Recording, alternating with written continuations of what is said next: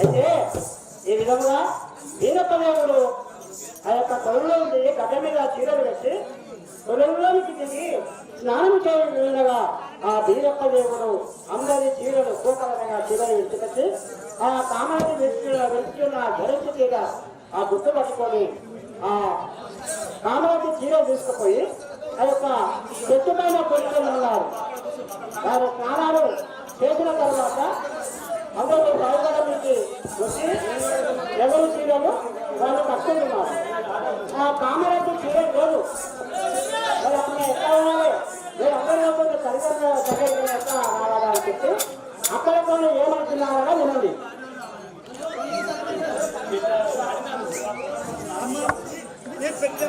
నేను ఇక్కడ ఏమైతుంది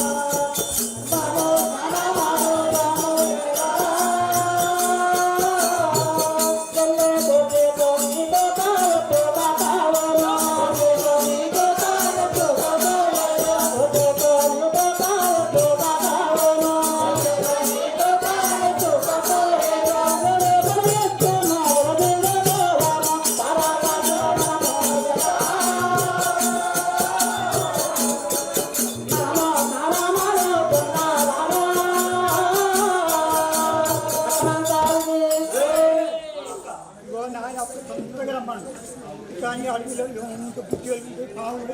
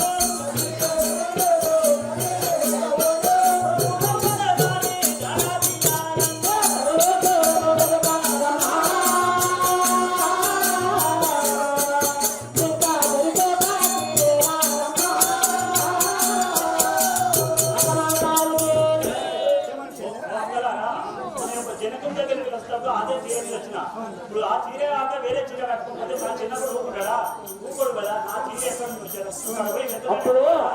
ఆ కామలకు అక్క విమలాకేమంటుందంటే ఓ చెల్లి అదో అమ్మ నాకు ఒక ఇలా వస్తా నాకు ఒక ఇలా వస్తాడు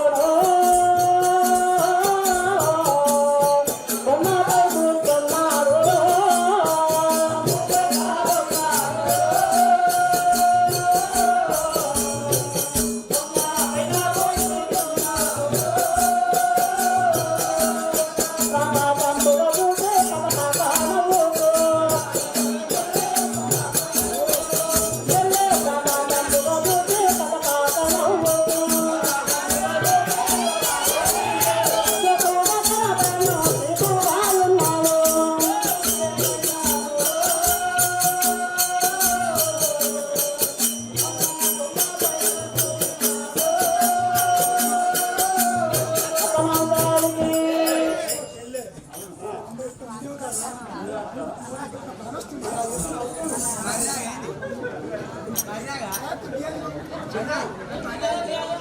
ఆశని బట్టి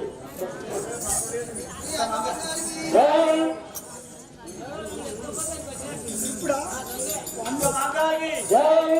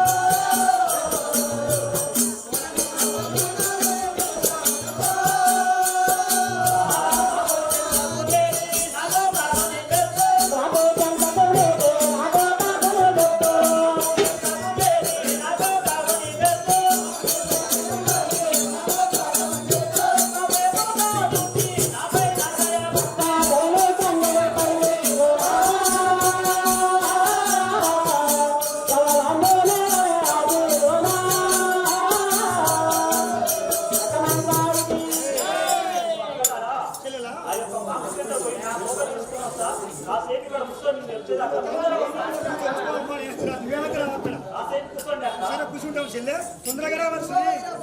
తొందరగా మరి అట్లా ఉండేవు భయం అవుతుంది. ఈ విధంగా ఒక్కలారా మరి మీరు చీరలన్నీ కట్టుకోరు మరి నేను కట్టుకుంది జరగకపోతే మీరు కొత్త చీర కొనేసంటే ఇక నువ్వు ఏ చీర కట్టుకోపోయాను ఏ చీర నువ్వు ఏ చీర వేసుకున్నాను చీర కానీ మన కలిగేసి అయితే మరి ఏం చెప్పాలక్క కొంచెం ఆ చెట్టు మీద కూర్చొని మీద చీర ఉండవని చెప్పారు. నేను ఆ పిల్లల దగ్గర పోయి నా పోక అడుక్కొని మొత్తం అక్కడ కొంచెం సేపు ఉండదు మా తల్లిదండ్రులు కోరుతామని చెప్పి నువ్వు ఎప్పుడైనా రా అని చెప్పి వాళ్ళు అక్కడ ఆవలకుండా చెరికక్కలు ఆవలకుండా పోయినారు. అప్పుడు కామరాజు వీరప్ప కూర్చున్న చెట్టు దగ్గరికి వెళ్ళి ఆ యొక్క వీరప్పని ఏమని అడుగుతున్నారో చూడండి.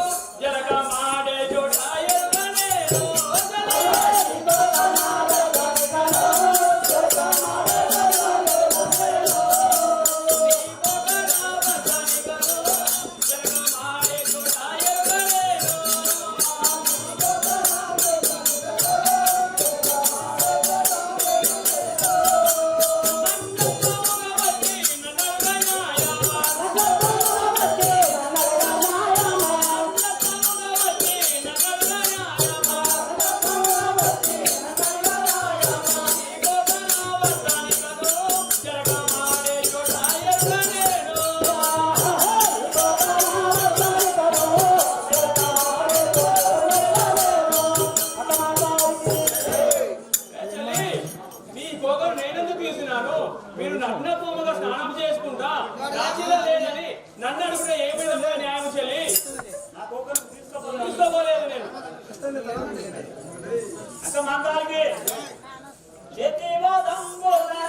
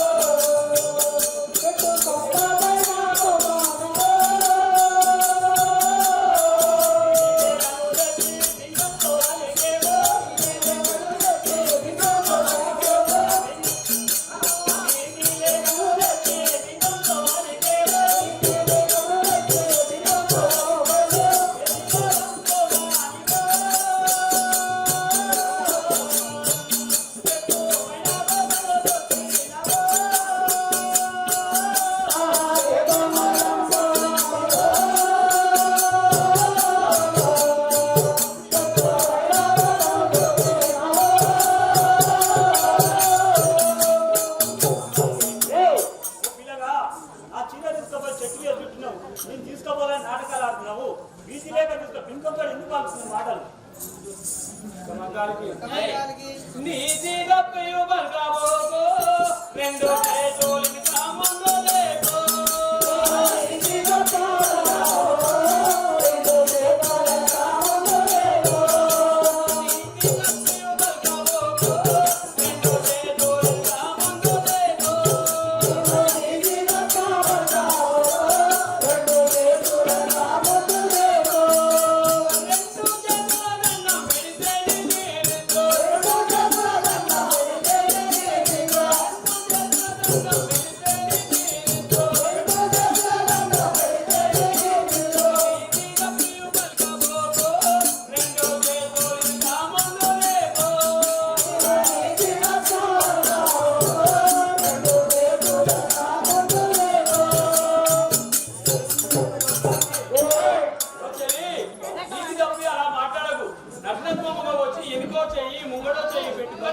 నా దగ్గర వచ్చి అడిగితే నేను ఇస్తానా చెల్లి ఇవ్వను ఇవ్వను రెండు చేతులు ఎత్తి దండం మీద ఇస్తా ఓ చెయ్యి ముందట ఓ చెయ్యి ఇక్కడ రాదు నాకు రెండు చేతులు దండం ఎత్తి ఏం చేస్తాను ఆయన ఇస్తే